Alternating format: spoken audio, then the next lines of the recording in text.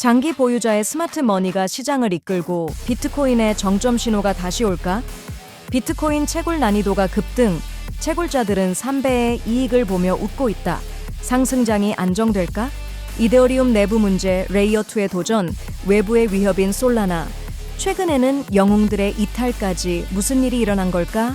지갑 그룹을 통해 본 밈코인의 미래, 다음 다크호스는 누구일까?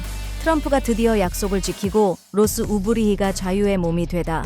홍콩의 암호화폐 법안이 가속화되고 있다. 자본 흐름은 어디로 향할까? 암호화폐로 세상을 다시 측정하고 24시간 부의 비밀번호를 장악하여 함께 서서히 부자가 되어 갑시다. 1월 23일 목요일 비트코인TV 한국어 채널 마이클입니다. 우선 먼저 재능 자본 꿈의 비약을 슬로건으로 하는 MFT가 후원하는 24시간 코인 시장 데이터 헤드라인을 살펴보겠습니다. 비트코인은 13,000달러 구간으로 되돌아갔고 시장의 약세 감정이 강해지고 있습니다.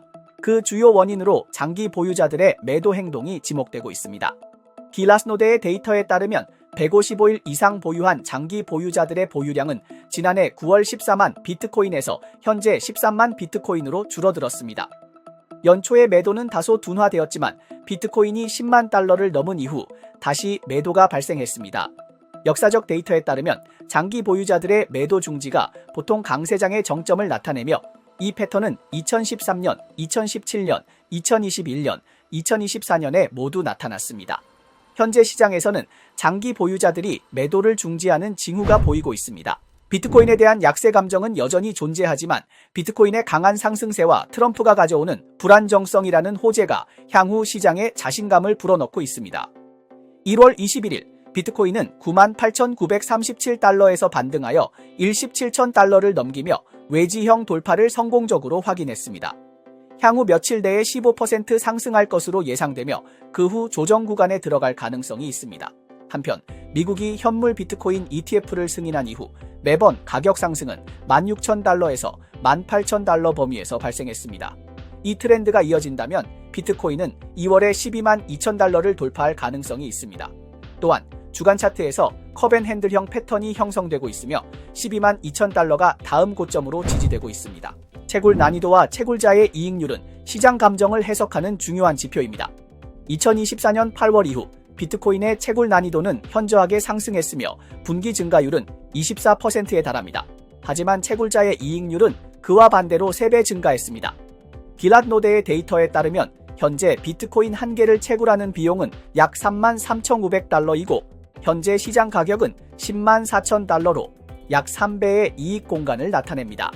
또한 하시프라이스 지표는 월간 최고치인 62 PAS/C를 기록했으며 이는 채굴 수익성을 측정하는 핵심 데이터로 이 수준은 채굴자의 강인함을 나타내며 시장의 강세 신호를 발산하고 있습니다. 좋아요와 팔로우를 부탁드립니다. 24시간 내 암호화폐 블록체인 마이닝 분야의 최신 동향을 정리해 드립니다. 월요일부터 금요일까지 매일. 왜 시장에서 이더리움에 대한 의심의 목소리가 끊이지 않는 것일까요? 간단히 말하면 그것은 내부와 외부의 어려움이 밀접하게 관련이 있습니다. 내부에서는 레이어2와 같은 확장 솔루션이 제대로 작동하지 않고 외부에서는 소라나와 같은 경쟁자가 끊임없이 이더리움의 시장 점유율을 빼앗으려고 합니다. 혁신 부족과 경쟁 압박 속에서 이더리움은 가장 어려운 시기를 맞이했습니다. 최근 이더리움은 또 한 번 타격을 입었으며 핵심 개발자이자 EIP1559의 창시자인 에릭 코너가 이더리움을 떠난다고 발표했습니다. 이 소식은 본래 나의 외환에 처한 이더리움에 더욱 큰 타격을 주었습니다. 에릭은 이더리움 기술 혁신의 중요한 추진자로 특히 디파이 서머 시기에는 커뮤니티와 함께 높은 가스 비용을 해결할 수 있는 EIP 원도 59를 발표하여 이더리움 생태계에 새로운 활력을 불어넣었습니다. 최근 이더리움 핵심 개발자이자 EIP 25159 공동 저자인 에릭 코너는 트위터에서 이더리움 커뮤니티를 공식적으로 떠난다고 발표했습니다. 그는 현재의 이더리움 재단은 운영이 불투명하고 커뮤니티와의 연결이 끊어져 있으며 효율적으로 운영되지 못한다고 밝혔습니다. 그는 재단의 예산을 80%까지 줄여도 이더리움은 정상적으로 발전할 수 있다고 지적했습니다. 하지만 현 상황은 많은 커뮤니티 구성원들에게 실망감을 안겨주었고 이 생태계를 계속 지원해야 하는지에 대한 의문을 제기하게 만들었습니다.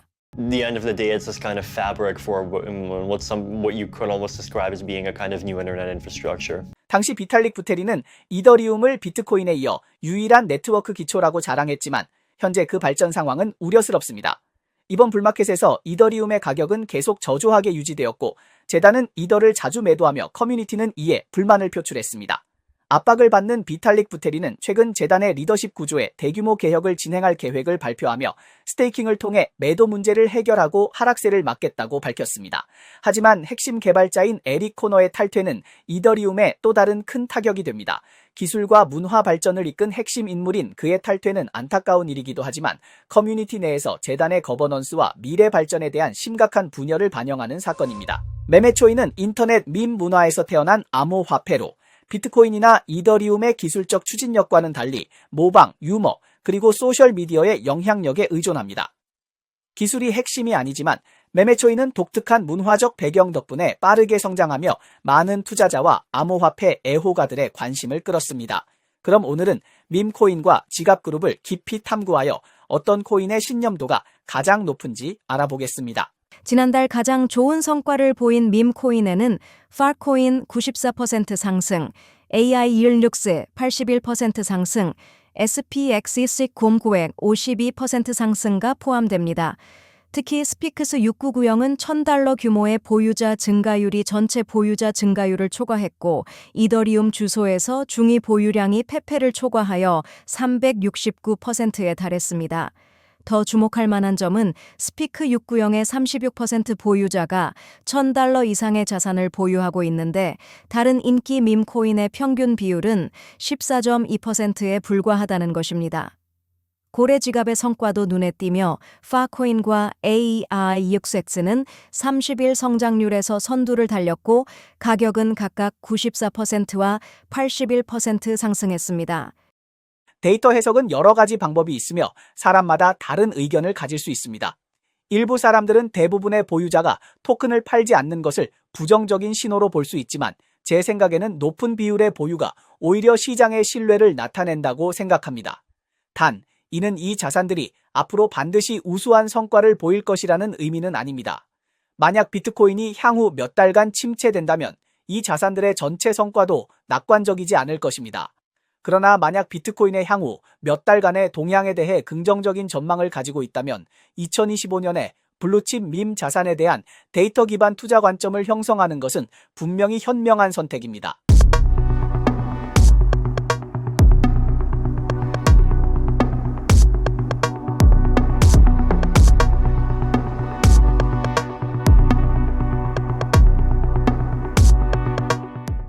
로스 우브리히의 사면 이후 새로운 규제 신호가 등장. 비트코인이 역풍을 이겨낼 수 있을까? 스테이블 코인 법안이 규제의 기준을 설정하며 홍콩의 스테이블 코인에도 규칙이 생기게 된다. 실크로드를 언급하면 일반인들은 다크웹, 마약, 불법 거래를 연상할 수 있지만 암호화폐 업계 사람들은 그것이 비트코인의 초기 적용에 중요한 플랫폼이었다는 점에 더 주목합니다. 비트코인을 처음으로 수용한 P2P 거래 플랫폼 중 하나로서 실크로드는 비트코인의 명성을 높였고 그 창립자 로스 울브리히는 비트코인 전설로 불리게 되었습니다. 그러나 이 플랫폼은 범죄자들에 의해 악용되었고 결국 로스는 공모죄와 범죄 활동 참여로 감옥에 갇혔습니다.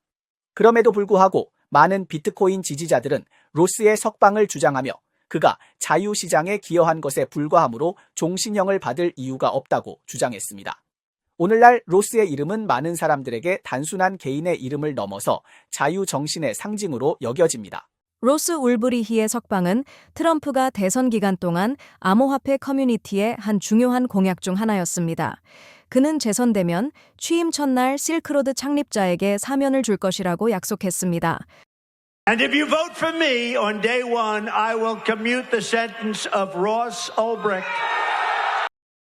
그러나 2021년 1월 20일 트럼프는 약속을 이행하지 않고 1,500명 이상의 국회 의사당 폭동 관련자들에게 사면을 주었습니다. 이 결정은 비트코인 커뮤니티의 불만을 일으켰습니다. 사면 발표 몇 시간 전 미국 상원의원 랜드 폴은 트럼프에게 편지를 보내 로스 울브리히의 석방을 요청했습니다. 결국 1월 21일 트럼프는 대선 공약을 이행하며 울브리히의 12년간의 수감을 끝냈습니다. Ross Ulbricht, the creator of dark web marketplace Silk Road, has been pardoned by President Trump. He shared news of the pardon on Truth Social last night, saying, quote, "The scum that worked to convict him were some of the same lunatics who were involved in the modern-day weaponization of government against." 많은 사람들은 로스 울브리히의 종신형이 그의 행위로 인한 실제 피해와 비례하지 않는다고 생각합니다. 실크로드 사건에서 비트코인은 마약과 무기 거래에 사용되면서 범죄 도구라는 오명을 뒤집어쓰게 되었습니다. 이 사면 사건은 일부 암호화폐 커뮤니티 구성원들이 이를 비트코인 초기 사용에 대한 간접적인 인정으로 해석할 수 있게 하여 비트코인의 부정적인 이미지를 개선하는 데 도움이 될 수 있습니다. 또한 같은 날 미국 법원은 토르노드 캐시에 대한 제재를 뒤집으며 프라이버시와 혁신을 지원하는 규제 신호를 보냈습니다. 이는 사면 사건이 앞으로 비트코인 정책을 수립하는 데 있어 정부가 더 신중해지도록 할 수 있음을 시사합니다. 홍콩은 최근 암호화폐에 대해 높은 개방적 태도를 보이며 관련 기업들이 환영받을 수 있도록 길을 닦아주었습니다. 2023년부터 홍콩은 암호화폐 거래소에 대한 라이센스 제도를 마련할 계획을 세우고 가상자산 활동의 규제 프레임워크를 단계적으로 성숙시켜 나가고 있습니다. 지난해 3월 홍콩 금융관리국은 스테이블 코인 발행자 샌드박스를 발표했으며 이에 스탠다드 차타드 은행, 아니모카 브랜즈 등 여러 기업들이 참여했습니다. 현재 스테이블 코인은 가상자산 생태계에서 점점 더 중요한 역할을 하고 있으며 이에 따라 홍콩 정부는 위험에 대응하기 위해 스테이블 코인 규제 제도를 강화하고 있습니다. 2024년 12월 6일 홍콩 정부는 홍콩 특별행정구 관보에 스테이블 코인 조례 초안을 발표하였고 12월 18일에는 입법회에 제출되었습니다. 1월 21일 입법회 관련 위원회는 초안 심의를 시작했으며 수개월 내에 입법 절차를 완료할 예정입니다. 초안에 따르면 법정 통화 스테이블 코인 발행자는 라이센스를 취득해야 하며 라이센스를 보유한 자는 안정적인 준비금 메커니즘을 보장해야 하고 준비 자산은 고품질의 고유동성 자산이어야 하며 정상적인 상황에서 1일 이내에 액면가로 상환 가능해야 합니다. 또한 발행자는 최소 2억 5천만 홍콩 달러의 실자본을 확보해야 하며 정기적인 리스크 평가, 자금 세탁 방지 및 테러 자금 조달 방지 규정을 준수해야 하고 준비금 상태, 유통 데이터 및 독립 감사 결과를 공개해야 합니다. We just got approved from SFC about our Type 1, Type 7 license uplifting, which makes Hashkey Exchange the first licensed exchange in Hong Kong to serve both institutional and retail investors. 글로벌 암호화폐 중심지 구축을 위한 과정에서 홍콩 정부는 항상 선도적인 역할을 해왔습니다. 이번 스테이블 코인 법안이 규제의 경계를 명확히 할 경우 홍콩은 더 많은 국제 자본을 유입시키는 한편 금융 혁신을 위한 더 넓은 공간을 제공하며 홍콩의 새로운 경제 성장 동력을 창출하는 데 기여할 것입니다. 홍콩뿐만 아니라 전 세계적으로도 스테이블 코인 규제가 가속화되고 있습니다. 유럽의 미카 법안은 2024년 12월 30일에 전면 시행되었고 일본은 스테이블 코인을 결제 시스템에 포함시키고 대규모 거래에 외환 규제를 적용하도록 요구하고 있습니다. 싱가포르와 스위스도 관련 법규를 제정했습니다. 한국 정부는 스테이블 코인 외환 규제를 중요한 사항으로 삼고 있으며 가상자산 사용자 보호법 제2단계 시행을 계획하고 있습니다. 미국 대통령 도널드 트럼프는 동부 표준 시간 오늘 밤 9시에 진행자 숀 해니티와 함께 폭스 뉴스에 출연할 예정이라고 밝혔다. 스탠다드 차타드 은행의 보고서에 따르면 올해는 지난해보다 더 많은 자금이 기관 투자자들로부터 비트코인 시장으로 유입될 것으로 예상되며 특히 연금 펀드의 참여가 BTC를 20만 달러로 끌어올릴 것으로 보입니다. 1월 23일 미국 델라웨어주 공식 웹사이트에 따르면 코인쉐어는 델라웨어주에 코인쉐어 독의 ETF 등록 신청서를 제출했습니다. 생성길자는 2025년 12월 10일이며 등록 대리 기관은 CSC 델라웨어 트러스트 컴퍼니입니다. 일본 상장 기업 레믹스포인은 새로운 암호화폐 투자 라운드를 완료했다고 발표했습니다. 회사는 1월 21일 5억 엔을 투자하여 31.27 비트코인을 구매했으며 평균 구매 가격은 1,599만 엔이고 총 보유량은 447.43 비트코인에 달합니다. 유니섭 랩는 자사의 모바일 지갑이 플래시버츠 보호 기능을 통합했다고 발표했습니다. 이를 통해 사용자는 이더리움 네트워크에서 모든 거래에 대해 자동 보호를 받으며 선행 거래 및 샌드위치 공격 등 MEB 공격으로부터 효과적으로 보호받을 수 있습니다. 네, 이상이 오늘 방송의 주요 내용입니다. 저희 채널은 주로 암호화폐, 블록체인, 채굴업계에 가치 있는 뉴스를 보도하고 있습니다. 뉴스 외에도 심도 있는 특집 보도를 제공하고 있습니다. 채널이 유익하다고 생각되시면 공유와 팔로우해 주세요. 또한 회원이 되어 함께 성공해 자산을 늘려봅시다. 그럼 내일 또 만나요.